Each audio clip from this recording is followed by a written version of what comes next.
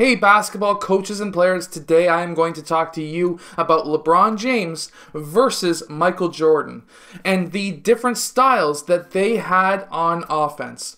The one thing I will not be doing is by saying which player is better, because it's really hard to judge two different players from two different generations.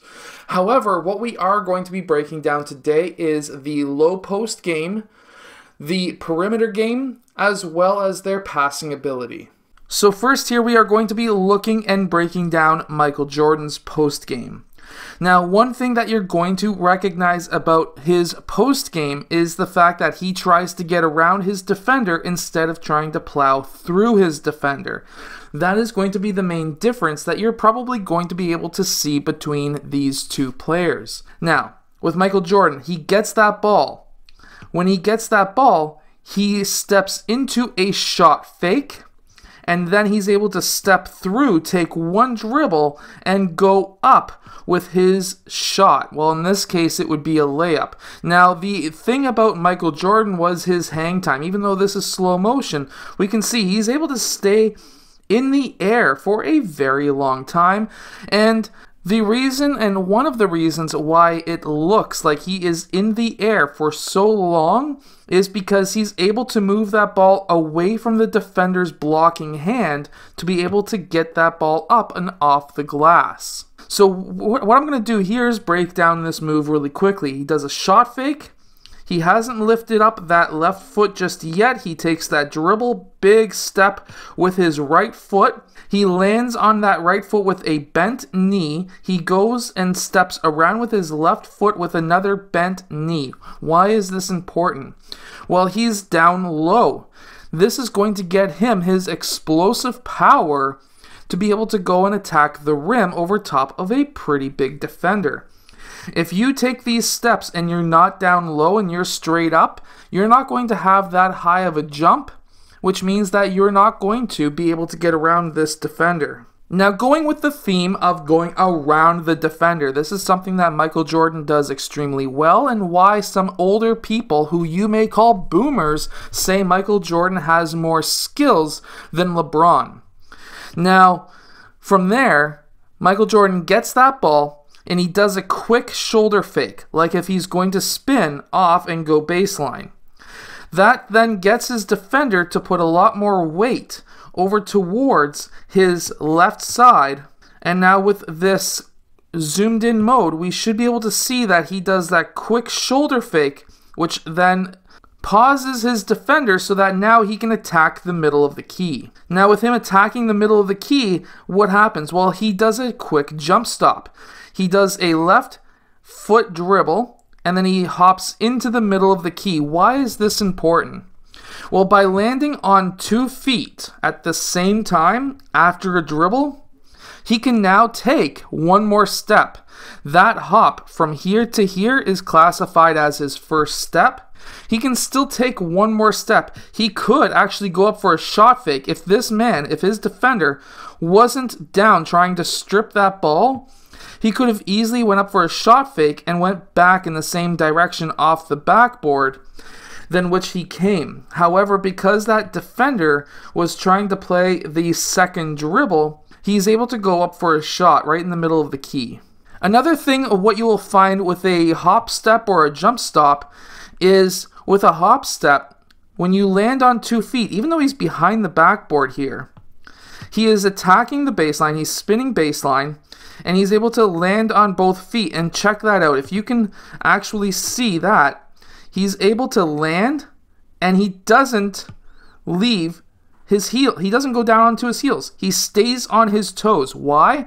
Because your calf muscles are some of your fastest muscles in your body. And because of that, he's able to explode up and able to finish with a massive 2-hand slam over top of a defender. This is why. Obviously, his hopping ability, his hops help. But he's able to help out his jumping ability by landing on his toes, not going down to his heels, and going straight back up using those calf muscles to explode up to the rim. Now we are going to be moving over to LeBron. The biggest difference that you're going to find with LeBron James is the fact that he's able to overpower his defenders. Let's face it, he's able to play every position, and he's in that 6'8 to 6'9 range. And he has a ridiculous amount of muscle, taking Zion Williamson out of the equation because he's a rookie. He has probably one of the strongest bodies in the NBA minus Zion Williamson, and because of Zion's age, LeBron has some pretty old muscle, which tends to be much stronger anyways. But that is a great versus that I may be doing pretty soon. So what we have here is LeBron James. He is on the back side of his defender. Look at the size difference between these two players. Massive size difference, and he recognizes this. He's able to get that player into the post and then make his defender front side him, or whatever you want to call it, get his defender way out in front so that they can get that lob pass in. This is a totally legal move. As long as you do not extend that forearm, it's totally legal. And because of that, he's able to, he sort of extends it there, but he's just, that could have been called at the high school level. Pro level, they're not going to call anything on LeBron. But they're able to get that ball into him. And because of that, he's able to finish with that big slam. He's a very powerful player. We cannot deny that. So now we have LeBron James again. I'm going to call this mid post. He's going to post up his smaller defender because, let's face it, not many players at his position can guard him. He's going to post them up. As soon as that secondary defender comes over, their center, Horford, comes over, he's able to spin away from Horford, and he's able to now finish through the defense and go up for that layup. There's not many players who can be classified as centers who also play forward and guard. This is a rarity. So going back to Michael Jordan and the perimeter game. Again, going with the theme, what I was mentioning earlier, Michael Jordan tends to want to try and get around his defenders to try to attack the rim. Meanwhile, LeBron James, he wants to just plow through and pile through any of his defenders and get to the rim. The difference is Michael Jordan wants to get around and then attack, and then maybe get around another defender again.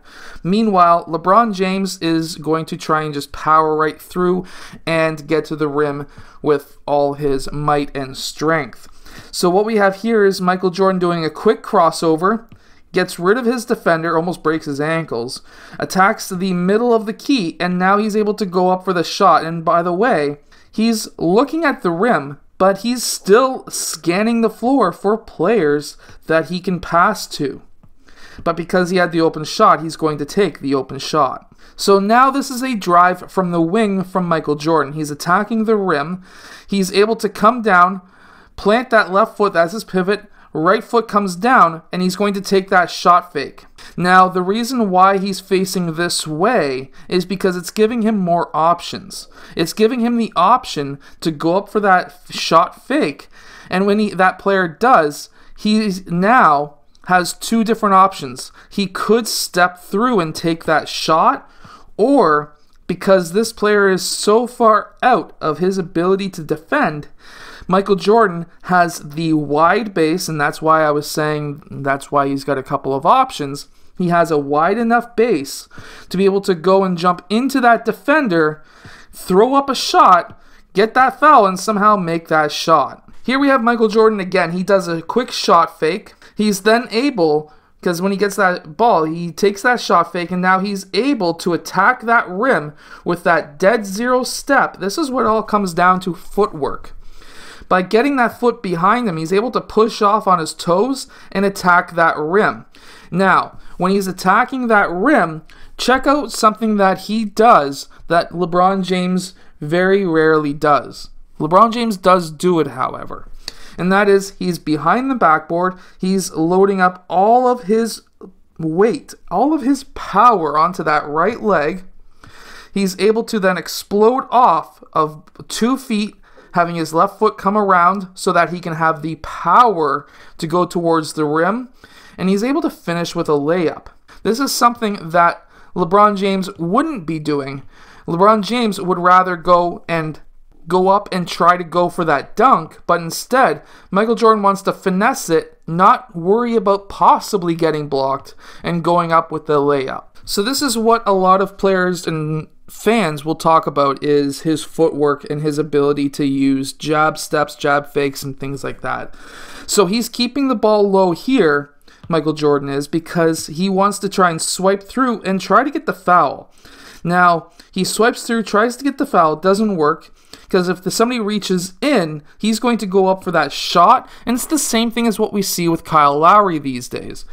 And instead, that player doesn't reach. There's that saying, if you reach, I teach. And then, from there, he's able to do that quick zero step, taking that step behind his body, use that to push off and attack the rim. Now, when he attacks the rim, he keeps to only a couple of dribbles. That's 2 dribbles.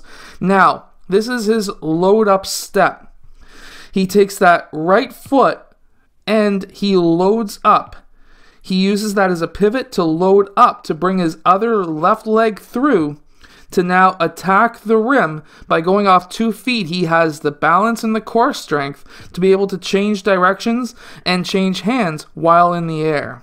And even way back when Michael Jordan was in the league, there was still a thing called the killer crossover. They may not have called it killer crossover back then, but here is a killer crossover, and then he attacks the rim.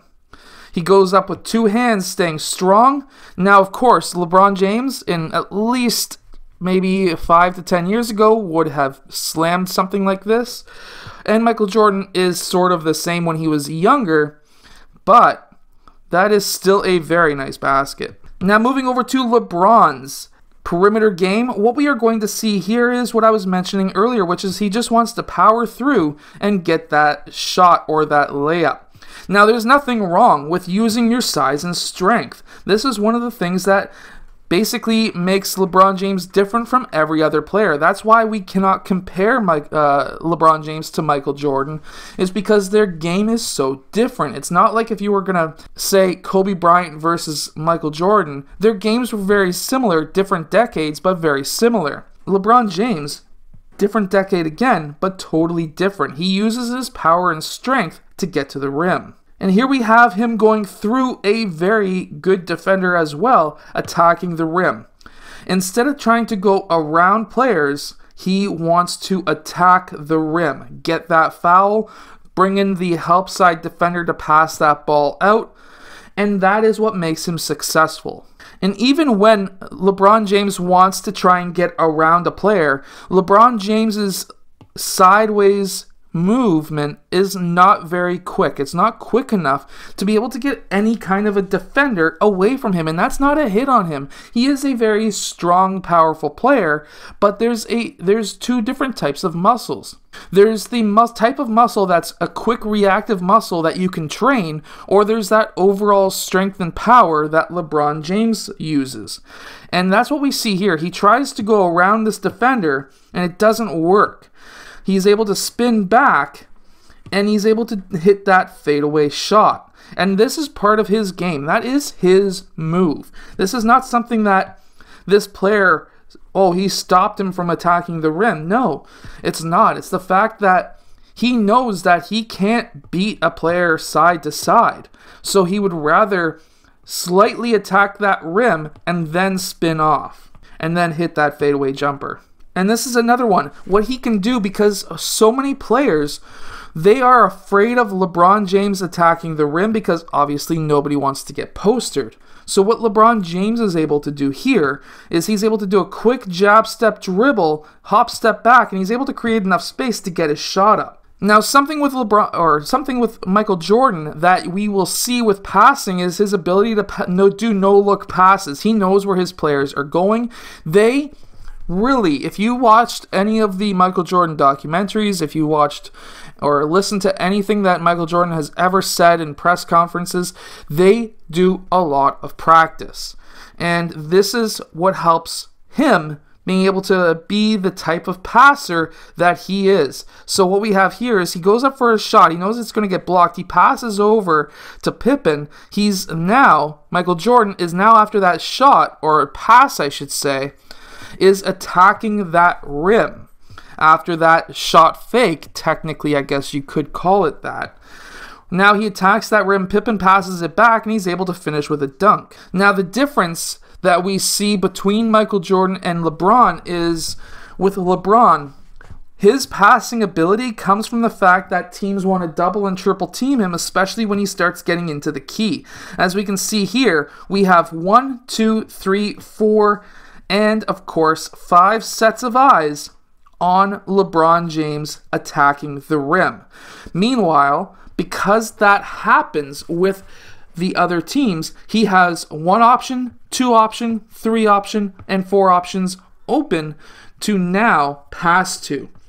So if he knows that he cannot get to that rim, he has multiple options because so many teams will focus on trying to stop him.